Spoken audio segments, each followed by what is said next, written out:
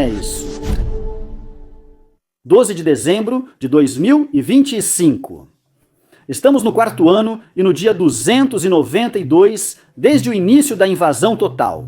Sejam muito bem-vindos, eu os recebo. No relatório diário de situação, no relatório de hoje, vemos grandes avanços territoriais ucranianos em Kupiansk com a reconquista de várias localidades. Uma série de incêndios e ataques à infraestrutura industrial, energética e militar russa, incluindo a Crimeia, além de avanços russos contínuos em Siversk e muito mais. Em Tyumen, houve um grande incêndio nas proximidades da usina termoelétrica. Segundo relatos iniciais, provavelmente é um tanque de combustível de aquecimento em chamas, não uma instalação importante.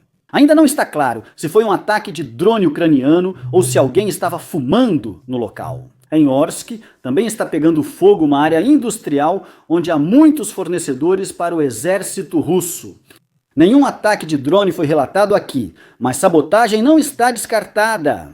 Não é possível que quase todo dia algo pegue fogo em algum lugar e sempre culpem a própria pessoa. Em Yaroslav, uma refinaria foi atingida. Desta vez foram drones ucranianos que causaram o incêndio.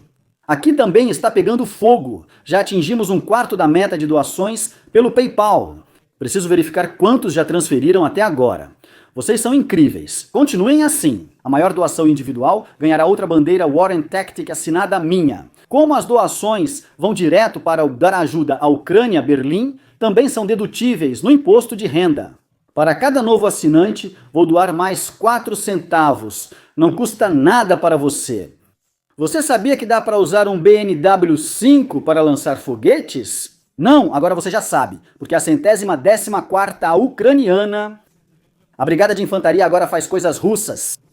Eles montaram um lançador de foguetes não guiados em um carro para poder lançar foguetes não guiados. Que frase! Você mesmo sabe que eu não gosto disso, mas se eu sempre mostro as engenhocas russas estranhas, tenho que fazer o mesmo do lado ucraniano. Precisei censurar a imagem por conta do YouTube. Você pode encontrar o vídeo e a imagem sem censura no meu canal do Telegram, como sempre.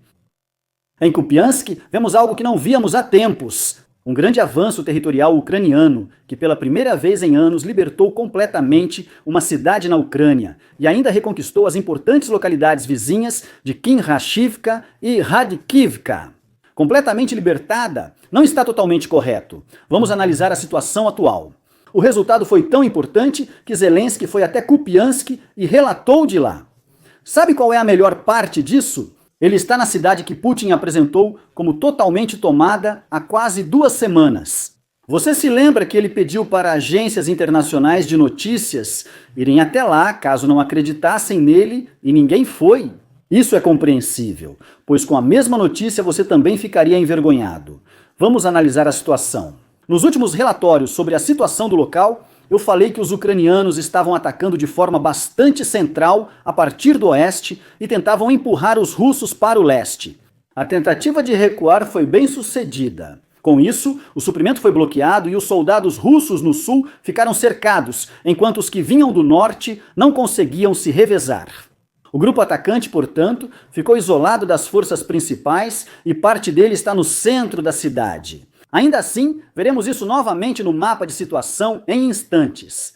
Para impedir que os russos alcancem os soldados isolados, eles foram forçados a recuar ao norte, enquanto Radivka e Khindrashivka foram atacadas para evitar qualquer retirada. Em seguida ocorreu a evacuação de Mirny, assim como do bairro noroeste de Kupjansk. Atualmente, as tropas ucranianas focam em localizar e combater as últimas posições russas no centro da cidade, onde algumas unidades russas recuaram.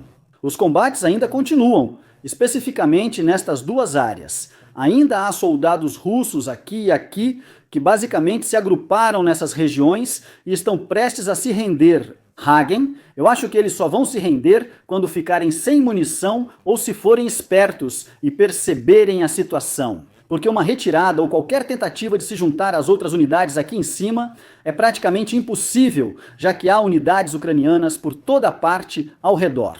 Os russos foram recuados até esse ponto. Kalinov provavelmente segue sob controle russo. No Deep State é zona cinzenta, mas acredito fortemente que esta área e esta outra ainda estão sob domínio russo.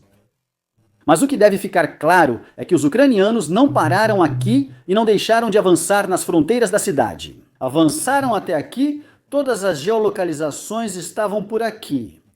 Participaram da Operação Forças Especiais Ucranianas, Guarda Nacional, Inteligência Militar, Serviço Especial, Unidade Alfa do Serviço de Segurança da Ucrânia, Proteção de Fronteira e Defesa Territorial de Kupiansk. Ou seja, realmente foi mobilizado muito recurso aqui para conseguir conquistar um território tão grande assim. E a irritação do lado dos blogueiros russos é consequentemente grande, pois alguns blogueiros locais culpam a logística. E pessoas como Kushelev, que afirmou o cerco de 15 batalhões ucranianos na cidade, algo que nunca ocorreu, como mencionei no relatório da época.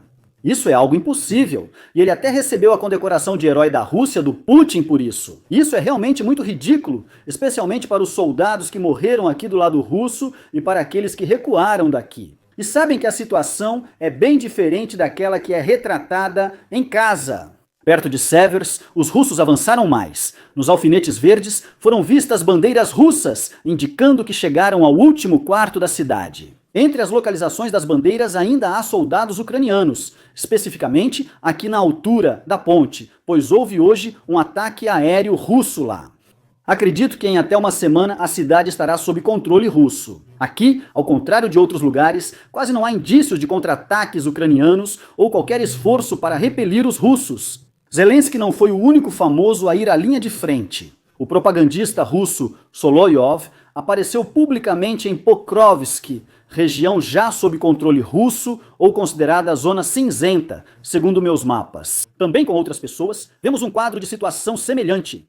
O que chama a atenção não é o conteúdo propagandístico da aparição, mas o local em si. Geralmente ele relata dos estúdios, e geralmente no interior da Rússia, ou seja, em algum lugar perto de Moscou, e só muito raramente aparece próximo à linha de frente ou mesmo perto da Ucrânia. O fato de ele agora aparecer em Pokrovsk, um dos maiores palcos da guerra, é portanto notável e indica que o lado russo considera a área suficientemente segura para realizar encenações midiáticas ali. Aparições desse tipo servem regularmente para enviar sinais políticos internos e destacar avanços operacionais. Principalmente se ele estiver em algum lugar aqui na cidade, bem no centro da cidade. Então pode-se presumir que drones ucranianos não estão mais voando por lá ou que o perigo é considerado muito baixo. Porque caso contrário, alguém como ele nunca iria até lá. Isso indica que os ucranianos provavelmente perderam o controle, até dos drones, no sul da cidade. Se ele pode ser fotografado lá em plena luz do dia e não está nem mesmo em algum lugar protegido, mas sim em um local aberto. Navio civil perto de Odessa foi atingido por míssil russo e pegou fogo. A balsa opera, até onde se sabe, sob bandeira turca. A Rússia está tentando, com isso, aumentar a pressão sobre a Turquia e levá-la a aumentar sua pressão sobre Kiev, forçar um cessar-fogo limitado no Mar Negro para liberar o trânsito dos navios da frota russa sem restrições. Essa seria uma possibilidade, pois ambos se encontraram hoje. Segundo relatos da mídia, Erdogan pressionou durante a conversa por um cessar-fogo limitado, que excluísse especialmente energia, infraestrutura e portos marítimos de ataques. Ainda não foram divulgados outros detalhes sobre promessas ou reações de Moscou. Mídias russas dizem que um drone ucraniano atingiu um avião militar Antonov 26 na base aérea de Katia, na Crimeia ocupada. Segundo as informações, o avião foi atingido diretamente na pista de pouso. Relataram mortos e feridos no solo, possivelmente entre tripulantes ou funcionários da base. Uma confirmação oficial por parte do Ministério da Defesa russo, é claro, não existe, mas nós temos as imagens do drone e também a confirmação. Um dos canais mais confiáveis do lado russo quando se trata de aeroespacial. Estamos falando, é claro, do Fighter Bomber. O ataque relatado coincidiu com o alarme aéreo local. Um canal de monitoramento russo havia emitido anteriormente um alerta especificamente para a área da base aérea de Katia. Portanto, era sabido que havia isso. O An-26 é uma aeronave de transporte militar soviética que até hoje desempenha um papel importante na logística militar russa. Ela é utilizada para o transporte de pessoal, equipamentos e suprimentos, especialmente para bases avançadas. De acordo com as plataformas de código aberto Oryx, a Rússia perdeu pelo menos 3 dessas aeronaves devido à destruição ou danos durante o decorrer da guerra. Vale destacar que o drone foi controlado remotamente, ou seja, não foi um ataque de longo alcance em que se fornecem as coordenadas de estacionamento de uma aeronave e simplesmente se espera que o avião ainda esteja lá no momento do ataque. Fighter Bomber também está irritado com a situação. Ele questiona o uso de aeródromos ao alcance de drones ucranianos para os quais não há defesa. Citação: continuar voando, entre parênteses, absurdo com o alarme aéreo acionado. Por que é tão importante, afinal, que esse avião decole durante um ataque já conhecido? Por que as tripulações ficam nos aviões durante ataques de drones em vez de irem para abrigos? O resultado era previsível e inevitável. Fim de citação. E ele está absolutamente certo. Eu diria que é por ignorância e arrogância, mas é claro que também existem outros bons motivos. Por exemplo, quando não há abrigos suficientes para proteger os aviões contra drones. Então, é claro, você os faz decolar para que não sejam atingidos, porque no solo eles estão mais vulneráveis, especialmente quando estão parados. Mas se isso durar tempo demais, o resultado acaba sendo realmente inevitável.